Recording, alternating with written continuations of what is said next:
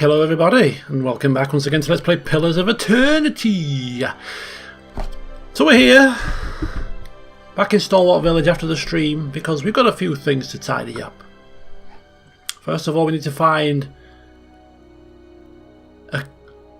a resident that's harbouring the soul of a former Durgan Battery Dwarf. Yeah, that's the first thing. Or one of the things that we need to do. The second thing is we need to return to what's her name? Iska?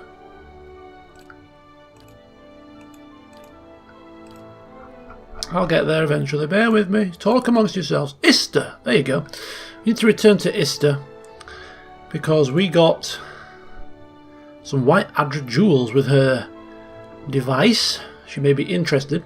And it just so happens that we have returned to Stalwart during the hours of darkness, which means that we could straight away investigate the fishery, because Galvino believes that Grinder there keeps a stash of ripple sponge somewhere within, and he wants him exposing. And therefore we shall hop right to it, and we'll start out with Ista. You know where she is. She's outside the Temple of Ondra. And we'll see what she has to say for herself. Hey. As you can see, we've leveled up some of our characters. Minea and Zawa are yet to level up.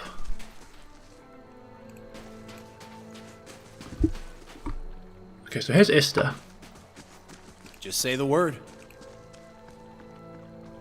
I hope you've had some luck, and do take care with that device. It has a few rather delicate components. Yes, it makes an awful screeching sound, Fedoran's saying. Anyway, I found this. Not ore deposits, but it may interest you. What? So it works? What a day! But why these gems? I didn't think the device would be able to pick up inert Adra. Fascinating. I have to study this further. But all the same, it worked! At last! A breakthrough! With that Adra to work from, I can refine the enchantments. We'll be digging up iron, gold, Adra, all of it! Well, she sounds very happy. And Fedoran, of course, happy to be of assistance. This is going to change everything. Oh, and I won't leave you empty-handed, of course. Here! I had this set aside for supplies, but I don't think I'll be staying in Stalwart much longer. I won't forget all you've done for me. They'll hear about this back home, I promise you. Oh, good. Perhaps they'll name the next battery after you. Oh, even better. Fedoran likes the sound of that. Just be sure to tell the tale, you know, and make sure you stress how dangerous it was fighting Lagu Faith en route. And please do let us know. Fedoran keep. Send message if you do indeed name something after me. And there you go, bing bang. Level up for Zawa. Ready when you are. Hey. Fedoran likes the sound of that. Naming an item after him, which could be a famous item. And of course somebody spreading some tales about him in far off lands as well. Also very much welcome. He wants the name of Fedoran to be on everyone's lips. Forget your what's he called? What's his face? Consul Hort. Forget your Consul Hort. Famous wizard. It'll be Fedoran, the name on everyone's. Remember that famous wizard, Fedoran? Oh yes, he was. He was just so damn good.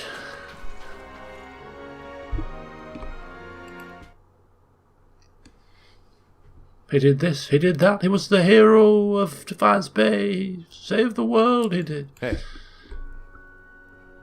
Yes? Tasking Zawa to look I will. for anything that resembles ripple sponge. I expect it to be a hidden item rather than something that's just laying around on plain view.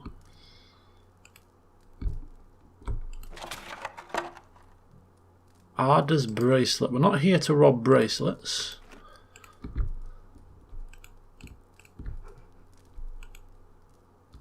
Roasting fish.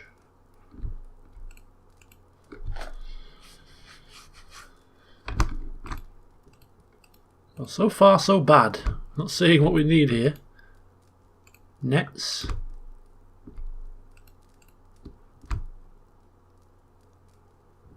I wonder if it's hidden in the bracelet, you know, because the bracelet isn't down as stealing. Everything else in here is down as stealing. Oil.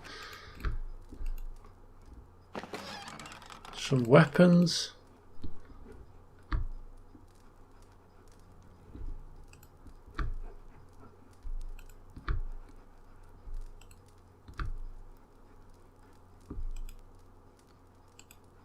Come on. Okay, we'll just kind of have a look at this in more detail.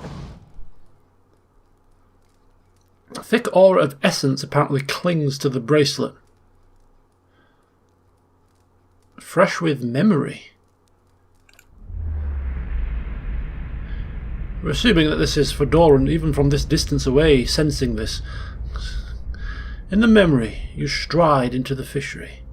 The floors are swept clean, but the wood is still splotched with snowmelt and fish guts.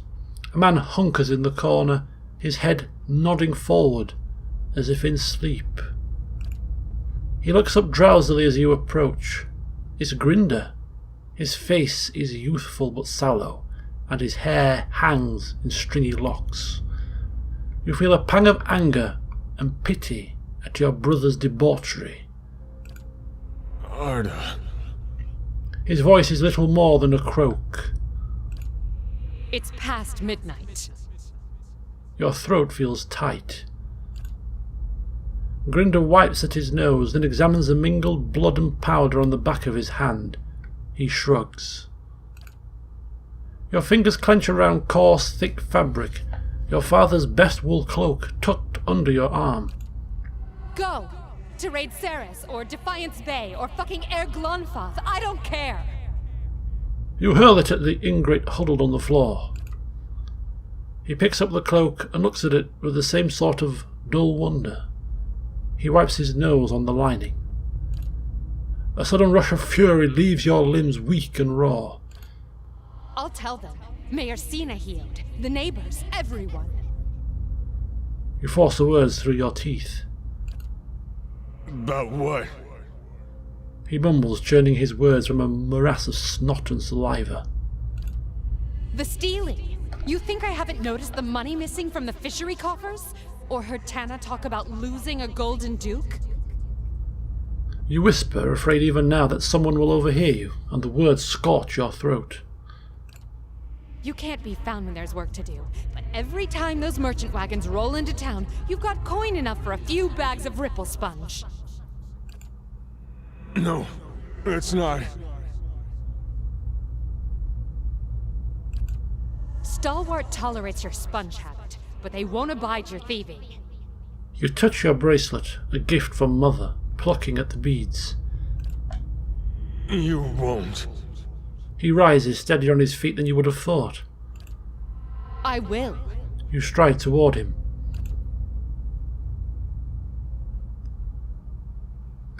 I wouldn't have shamed Mother and Father while they were living, but I won't let this keep up. Your anger swallows the last of your pity, anger at him for putting you in this position, for doubting your resolve, for failing to see. You're close enough to smell his stale, sour breath when he pushes you. You fall, watching his widening eyes and the ceiling spinning into your vision. Isn't this just like him? Grinder, with his fool tantrums, never thinking of anybody but himself, and now you're going to be nursing a headache for a week, just to show you can't help some people, but you remember him too, your baby brother running through the snow, slipping, falling on ice, and you're slipping, falling, and there's a table behind you, but it shouldn't. The memory ends abruptly, jolting you back into the present with your heart hammering and your palms sweating. Did he kill her?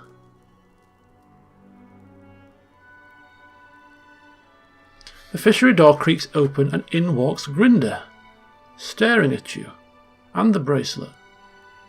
In surprise and outrage, his face drains of colour. You take shelter in our village and then ransack it like a common thief? You'd better explain yourself. Fedoran saying from behind him, thankfully, "You've got some explaining to do." What's that supposed to mean? Well, I have evidence that nobody else can see, but I have evidence that you killed your sister right here in this very room. He opens his mouth to reply, but the words catch in his throat. The guard next to him stares at the bracelet, recognition turning to horror. Zawa's jaw hangs awestruck. Such a brilliant shade of agony. What fortune we are blessed with today. Quickly, what can we do to sharpen the pain? It was an accident. I was a failure and a wretch then. But I never would have killed anyone. Least of all my own kin. Well, please do expand. I don't know how you can accidentally kill somebody. Unless when she hit her head, she died from that wound, which couldn't have been an accidental death, of course. Didn't mean to kill her, but he still pushed her. Which means it's not murder, but manslaughter, still. I gave her body to the lake, but I kept her bracelet to remember the cost of my own weakness. He loosens his hands and stares at the emptiness in his leathery palms. I ain't asking for forgiveness. I know I don't deserve any. My penance is my work on behalf of the village. And they need it, truly. You've seen the shape this place is in. Have mercy on Stalwart, if not on me. Let me do the work Arda would have done. That's my debt to Stalwart, and the only fitting way to honor my sister. When you look at you, you look haggard. I don't mean to be rude, of course, but run down, like there's a great burden upon you. Do you really want to feel this way for the rest of your days? Kept thinking I could get by this way, but I guess you're right. It's time they knew the truth about me. He turns to leave, looking back at the fishery one last time.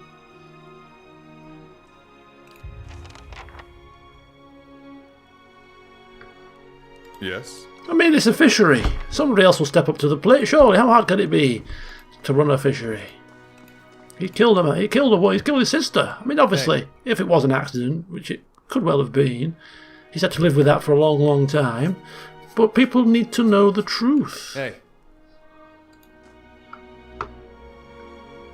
And without words, without violence, Fedoran's words resonating with him, and he is going to do the right thing, Fedoran thinks.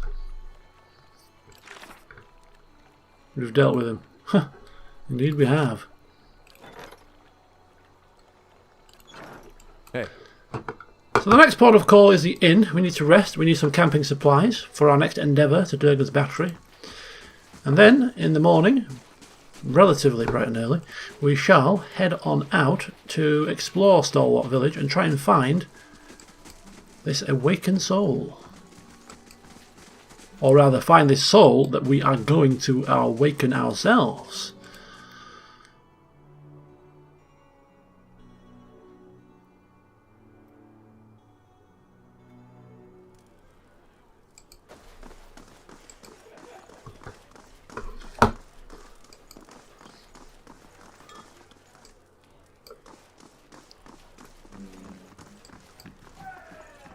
Hey.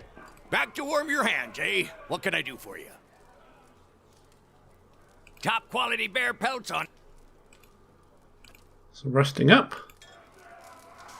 Back to warm your hands, eh? What can... Nothing like a pop. And then buying some supplies.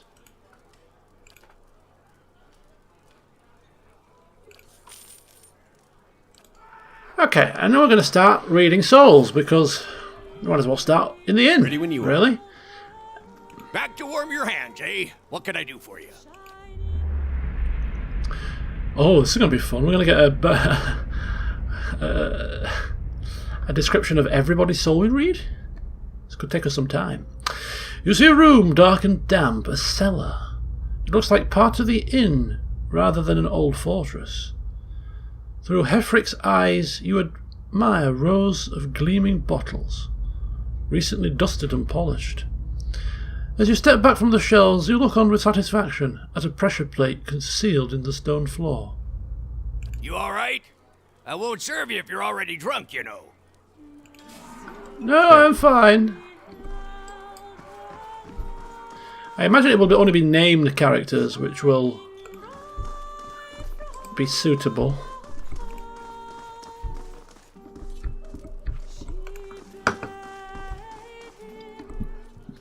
And the innkeeper might be the only named character in here, so we'll head outside. Imagine if it was Renegild herself. I think she's in charge around here, isn't she? Well, there's this chappie here, Rayfald. Just say the word. So, you're back. What can I do for you? The snowy path peels away, and the brisk air gives way to the acrid stench of smoke. A dark cloud billows up from the remnants of a burning house at the far edge of a rocky field. You are low to the ground, held in place, and above you the wind tugs embers back and forth like firebugs. The vision in your... Not so brave now, are you? Wow. A dark shape swings toward your face, and the subsequent burst of agony jars you out of the memory and back into your own skin. What? Did I spill something on myself? No, nothing, no. Everything's fine. Sorry. Hey. Sorry. Fedoran taken aback there like he'd been punched himself. Ready when you are. Tilda. Nope. Hey. There was an old lady, wasn't there, who we visited? Her house is named, I think. I wonder if she's got something to do with this. You've been busy since we last spoke. I want to thank you for what you've been doing for Stalwart. While she's talking and thanking Fedoran, of course, concentrating on her soul. Your awareness settles beneath Renegild's skin. You feel yourself looking through her eyes upon a time-faded memory. You're standing in the inn. The room is stifling, but it's the body heat of so many furious villagers, not the neglected fire pit, that's drawn sweat from your pores. Your husband waits by the door, about as far as he can get from the assembly. He holds Uldric, whose cheeks are bright as he watches the adults bicker with wide, fearful eyes. You never realise how badly your neighbours stank, but something rank and repulsive rises from them as they pack together in this room. How much did the old snake pay you, Sina Heod? It's Grinder, the head fisherman, jabbing a furious finger toward the back of the room. Sina Heod, your erstwhile mare, squirms in a corner, pinned by the accusing stares of the entire village. Oh, those eyes. They're cruel, porcine eyes, and they're watching Sina Howard with the dumb gluttony of hogs staring at fodder. The only sight that turns your stomach more is Sina Heod himself trying to wriggle free of his own lies.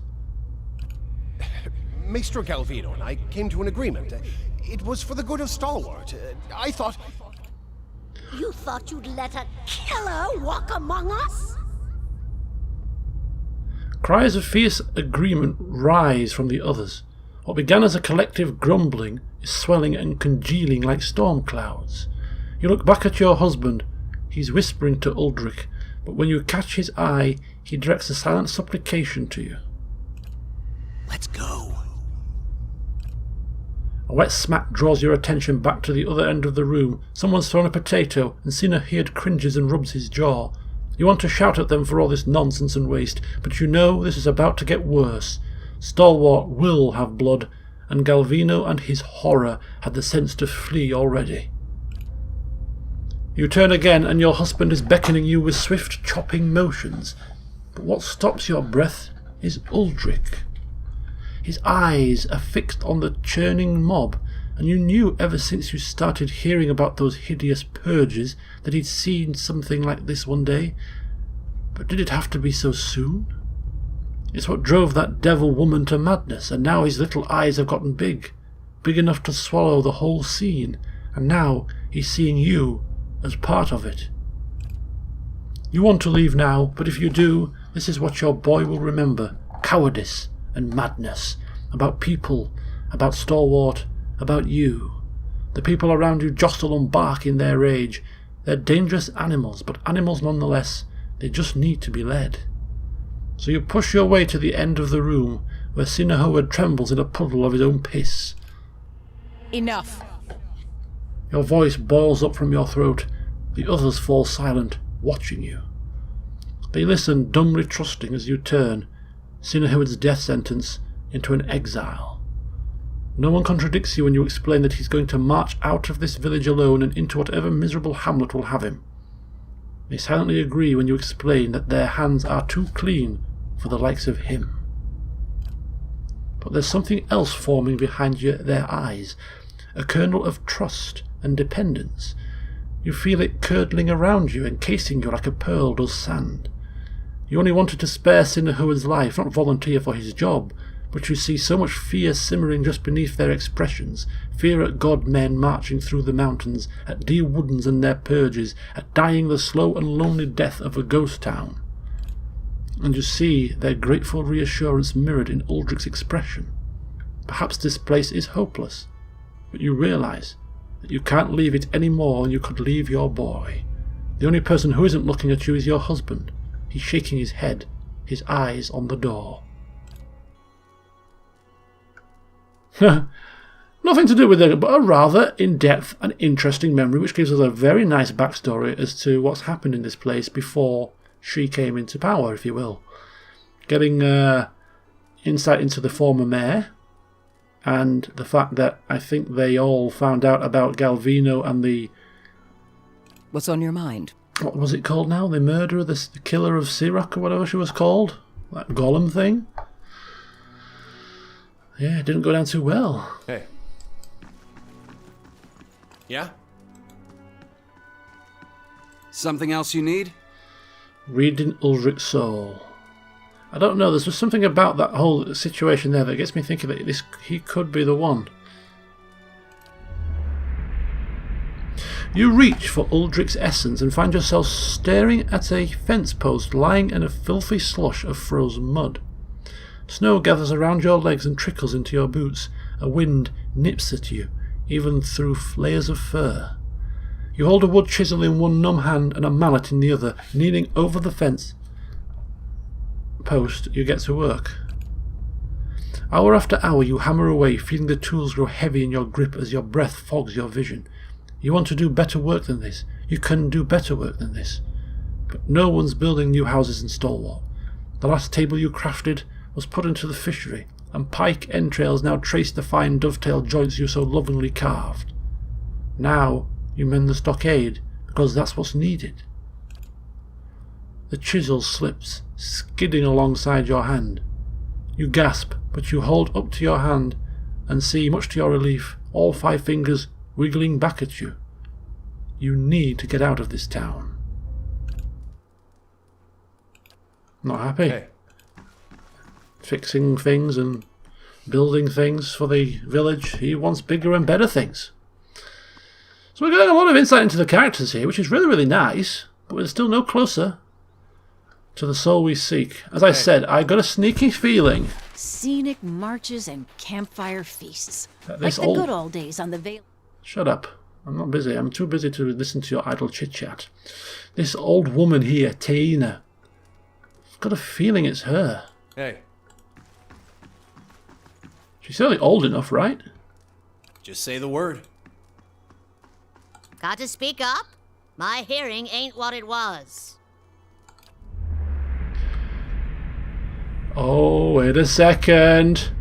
You feel her essence humming and buzzing. Another personality and set of memories lies dormant within her soul, convulsing as if in fitful sleep. The contours of that dormant soul are sharp, ragged. As you reach out for it, it seizes you violently. You're standing in a darkened feast hall. Sturdy tables and benches have been stacked against the door in the far end of the room. You know it won't be enough. A few dozen other dwarves from your tunnelling crew wait with you, shovels and pickaxes in their shaking hands.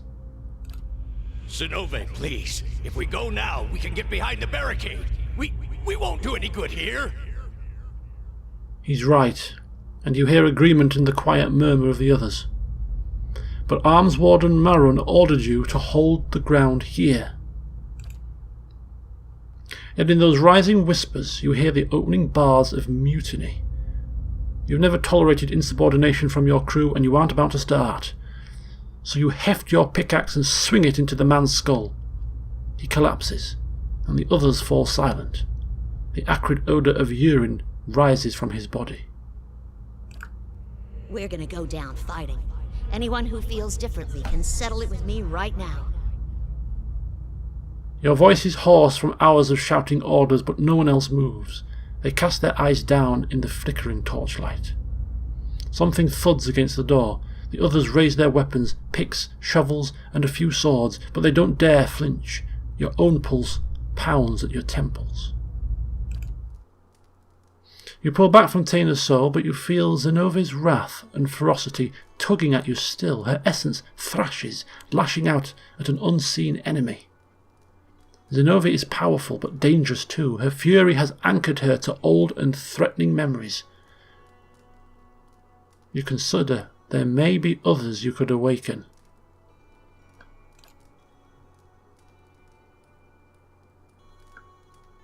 See, this wouldn't be a good soul to awaken. She's an old woman, an innocent old lady, and we're awakening quite a vengeful spirit here. This would not be good for her. Hey. This would not be good for her at all. One could almost argue that she's at the end of her life, and therefore, so be it, you know? You won't have to live with it for long. Which is a very awful thing to say. Oh, I knew that Malkachoa was bad. So we've got the trader, possibly, and also Thrisk.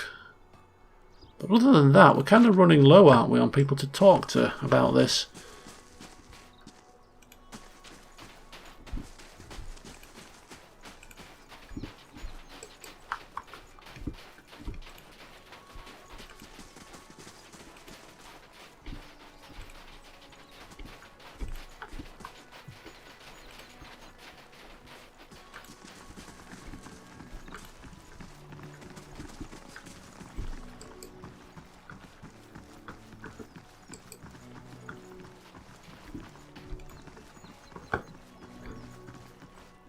Ista? Maybe? Ready when you are. This is going to be fantastic. Just wait till they hear about this. Just making sure there's nobody in the temple. Don't know if anybody else is... Nope. Hey. Just checking that nobody else has taken up residence there.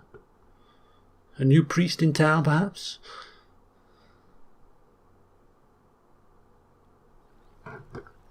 Hey.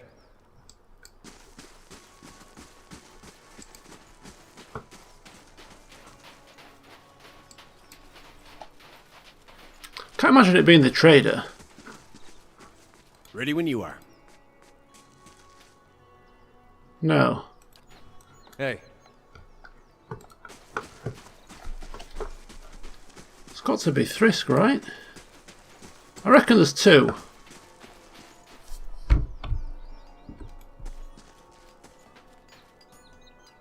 Hey.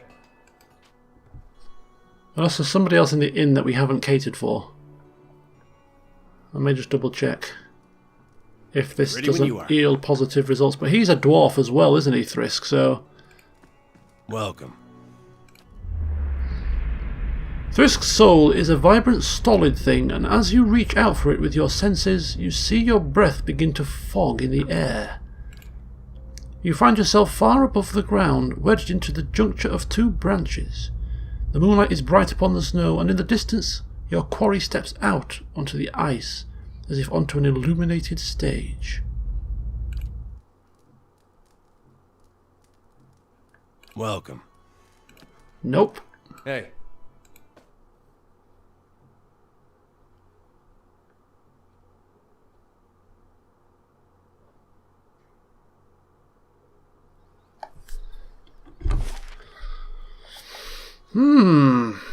Renegil's house, Tina's house. Fisheryman we've got rid of. Maybe it could have been the fisheryman, you know. Before we should have maybe checked him before we got rid of him. Temple of Ondra, no. I don't think there's any other named characters in here, is there? Stalwart Hot Springs. Hey. I really don't want to awaken this soul within this poor old lady. But if we don't find anybody in the next 5 minutes, Fedoran is just going to have it done.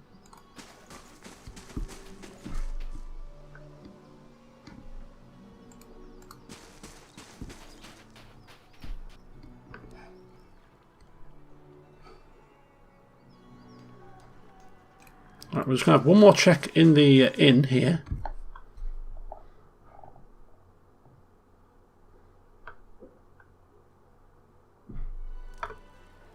Ready when you are. The bard? Nah. Hey. There are two people throwing knives at this thing, but there you go, Brithra and Andred. Just say the word. They were named.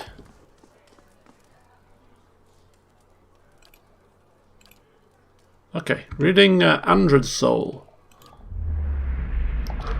A handful of memories dart across your mind like startled fish, leaving indistinct images and sounds in their wake. For a moment you are overwhelmed until one particular recollection tugs at your senses with stubborn force. You, or Andred, or both, kneel on a stone floor held between two men. The man pacing in front of you wears the armour of a crucible knight, and you feel Andred's half-hearted contempt for him as if it were your own. You feel Andred's triumph, too, when the knight comes just close enough for you to spit blood onto his boots. Brithran. The whiff of salt and brine is in your nostrils before the room is even faded. The ground heaves beneath your feet, and a spray of ocean water roars over the railing as the ship heels under the wind. The ship shudders violently, and you are thrown against the railing. In that moment you find your gaze pulled to the pitching surface of the dark sea, and see there an eye, broad as a shield, gazing back at you in turn. Oh, I thought we were onto something there. We've got Cady. Who's Cady? Hey. And also Fearer as well, don't forget. Ready when you are. Oh, it's you. I'm so glad you came by. I hoped I'd have the chance to thank you properly. They told me what happened. God's bless you, sir. I owe you my life. Is that her that we saved from the burning building? I know it was foolish of me to run in there, but this ring is all that I have of my family. How are you holding up? Oh, I'm managing. Fenway's letting me stay with her until I'm back on my feet. Everyone's been lovely, really. It was hard seeing what's left of the house. But Rayvald says he's going to see a hut raised for me soon as they get the logs. Well, good to see you looking so well. Hey. Can't be her, she's a quest giver. Ready when you are. You find anything? Maybe it could be. To think of those slimy bastards carrying my haul into a freezing hole somewhere. In front of you, Farah's swaddled hands work quickly to bundle and tie a parcel. With you are a man and another woman, both similarly occupied. The three of you stand in a small hut, still bare but for the rickety table before you and 3 cheap cots piled with furs. The man hefts his parcel like something rare and precious. That's the last of them. Check the rest of the supplies while I load these. He disappears through a door and into a howling gale. The door swings shut with a loud clap. You sure about the route? The other woman, Francesca, looks up at you. Her face is mostly covered by a fur hat and several layers of thick knit kerchiefs, but her voice is clear enough. Not much choice. Snows have covered most of the other passes. This one gets just enough traffic to stay open.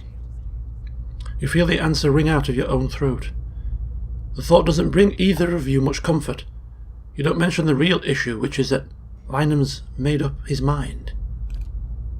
Francesca stares at you for several seconds, apparently thinking the same thing. You can't see her expression clearly enough to tell whether she's resigned or preparing an argument. She shoves out the door without another word. You find anything? Not I yet. hate to think of those slimy bastards carrying my... Hey. Well, we're not getting much luck at all here, are we? Now, apparently there's a pressure plate down here. So we may go down and just make sure there's no hidden room holding a character of interest.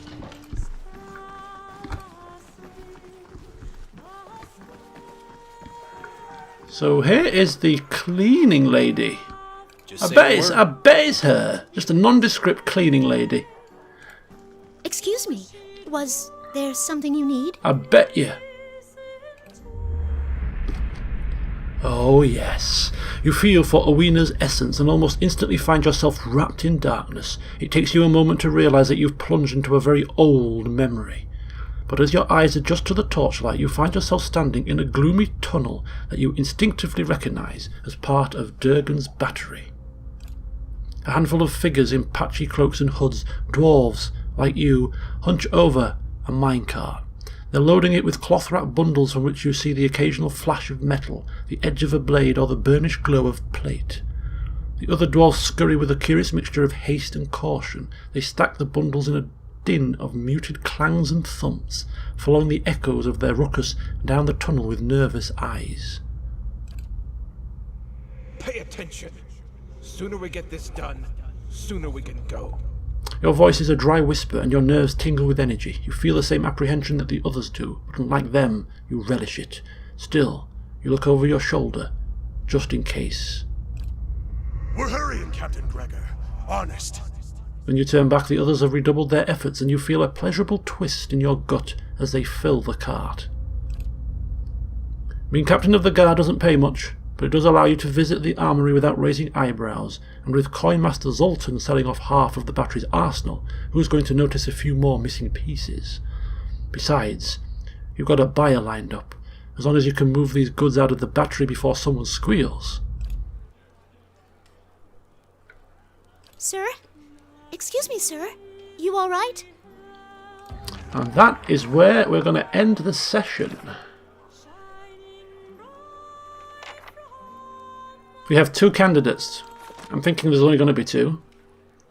We have the captain that's conducting a theft, or we have that other lady dwarf who was in the middle of a battle, having just slain a potential person that was going to, cause an uprising within the ranks. Hey. I think awakening this soul is the safer bet, but we're going to do that next time. So join me to see what happens. Till then, see you soon.